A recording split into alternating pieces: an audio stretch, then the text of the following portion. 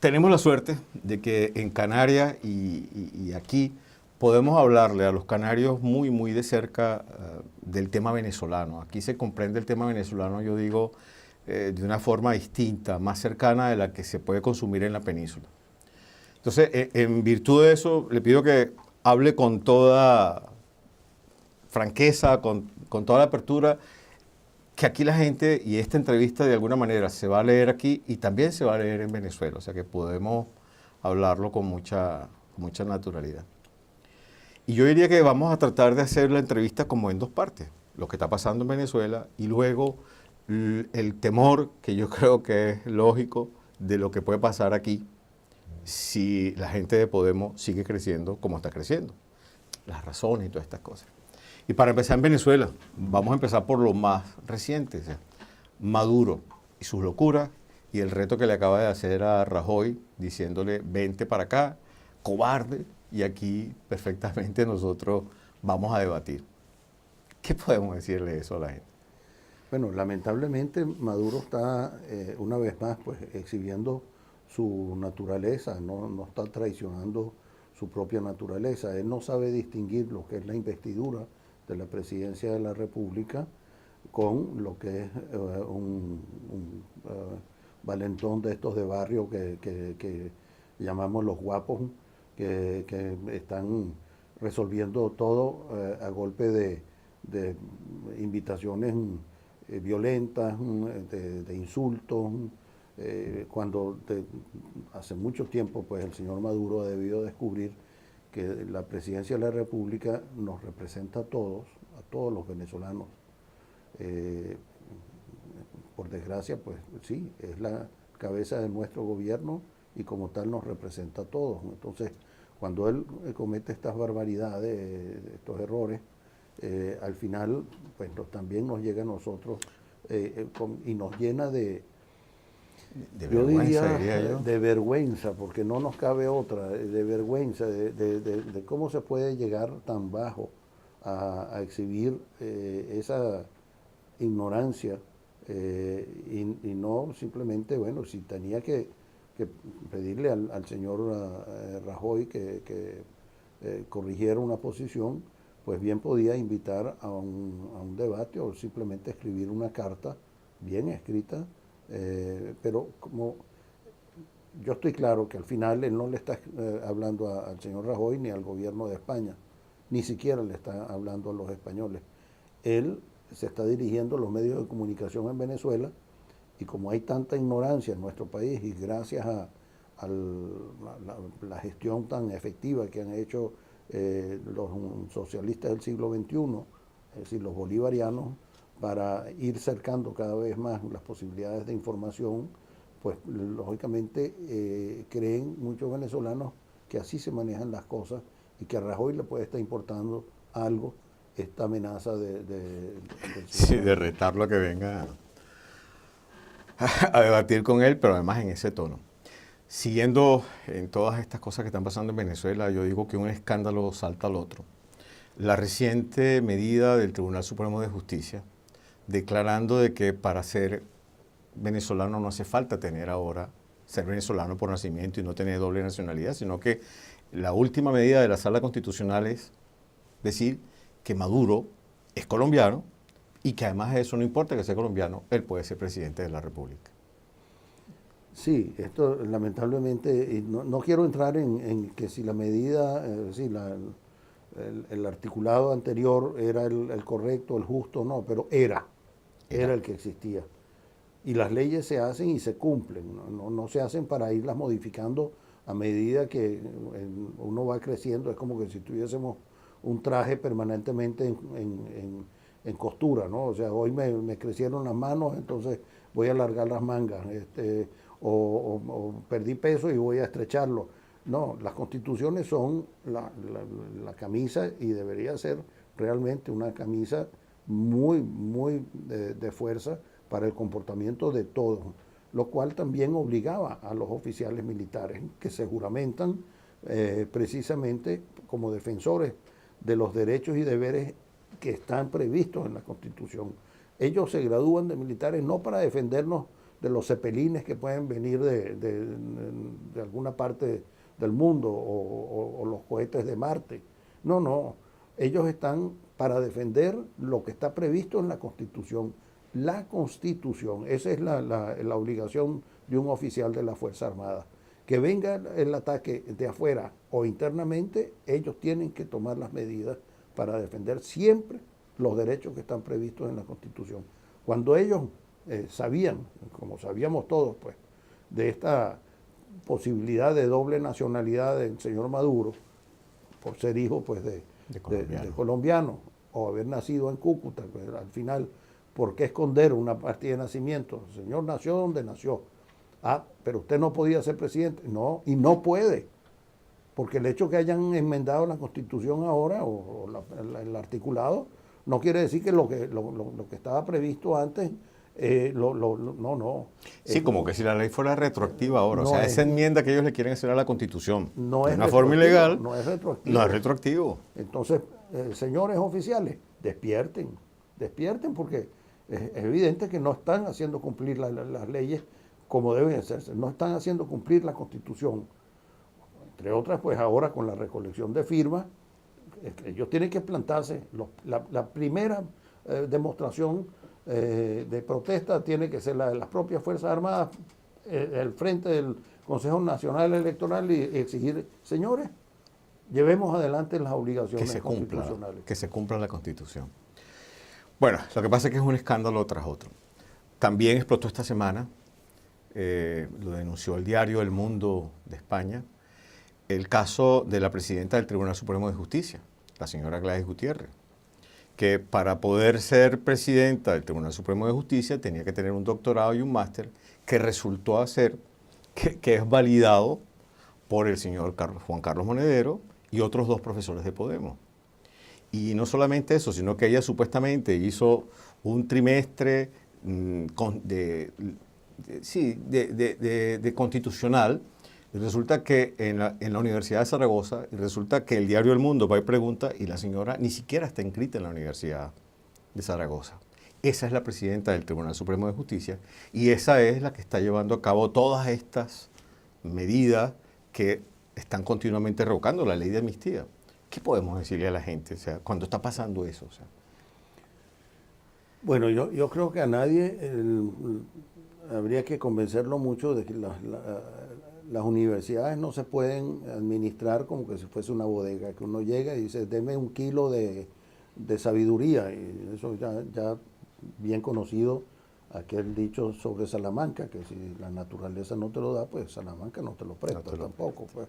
Es evidente que alguien cometió algún error. Yo no voy a hablar porque no conozco en detalle lo que ha pasado, pero si esta señora realmente sabe de derecho y tiene la sabiduría para merecerse un doctorado, pues nada tendría de extraño que nos podría demostrar su sapiencia con algunas lecciones sobre la Constitución, los derechos, etc. Me temo que esto no ha sido el caso. Me temo que sus actuaciones han sido, digamos, poco doctorales, con lo cual entonces uno empieza a suspicacia de por medio, a pensar que sí hubo algo extraño en que el Partido Podemos de España tuviese algún interés en permitir que algunas personas llegasen a puestos tan importantes como la presidencia del Tribunal Supremo de Justicia venezolana. Bueno, de hecho, el cuento es que la señora Gladys Gutiérrez, entiendo que ella se vino a estudiar a España y que además de eso vino como cónsul. De cónsul terminó siendo embajadora, pero en ese periodo de cónsul aparentemente era un poco la tutor del hijo de Hugo Chávez y eso le dio tanta vinculación con el gobierno. En ese periodo conoce a Monedero y por esa razón Monedero llega a ser también recibido en Miraflores. Entonces, claro, cuando ya se empiezan a destapar todas estas cosas, un poco esa historia, yo digo, ¿cómo pueden seguir detentando esos cargos? O sea, es que yo creo que es impúdico, ya perdieron la vergüenza, ya no tienen pena alguna. Bueno, Obviamente que no tienen pena ninguna y no tapan ni el fondo ni la forma de sus actuaciones.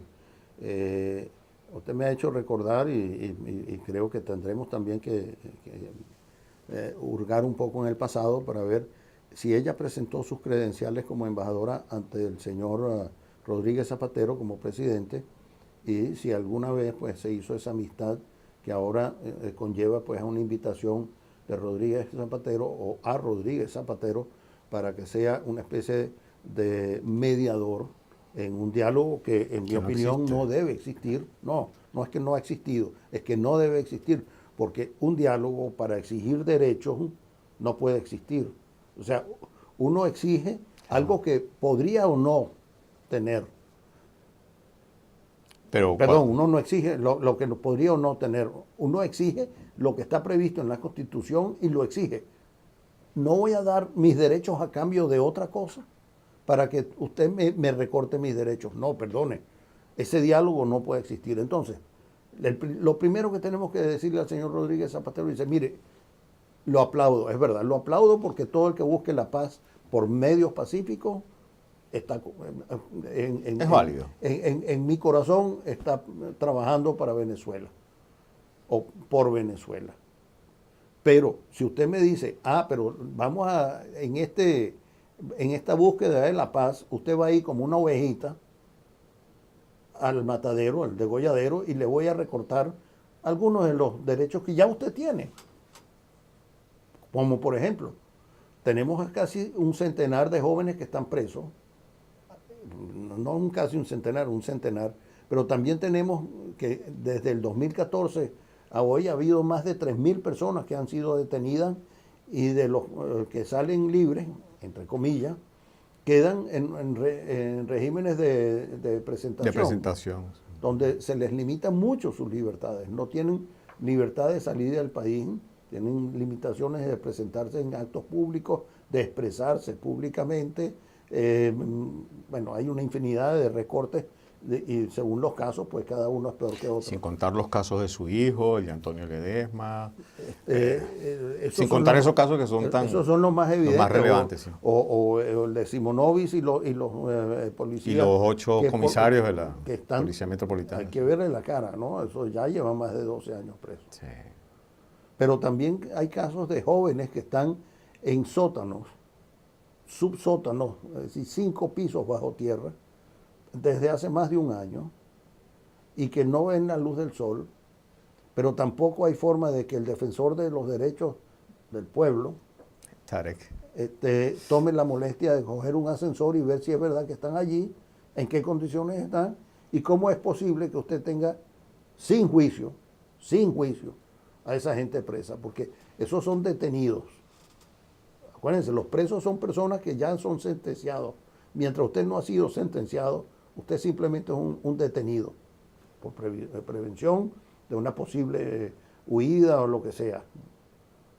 No se está cumpliendo con eso. Esa gente está como que si fuera un preso y se olvidaron de ellos y lo tienen metidos ahí. Bueno, por eso le dicen la tumba a esa prisión donde los tienen allá en la Plaza de Venezuela. Así es. Mencionó a Zapatero. Esta última visita del presidente Zapatero, entiendo que venía cocinándose inclusive desde que la asamblea, la nueva asamblea venezolana, promulgó la ley de amnistía. Ley de amnistía además que es una obligación, dado que casos como el de su hijo Leopoldo han sido juzgados sin el debido derecho y por esa razón fundamental la asamblea, sus primeras acciones es hacer la ley de amnistía. El gobierno se burla, logra que la Sala Constitucional diga que es inconstitucional. Y entiendo que Zapatero y Torrijos y Leonel Fernández fueron convocados desde esa época y ahora es en este momento en el que son invitados para hacer el diálogo cuando de nuevo tienen, yo digo, el incendio en todo el país. O sea, el país está candelita, candelita, candelita. Bueno, ellos lo han incendiado por todas partes.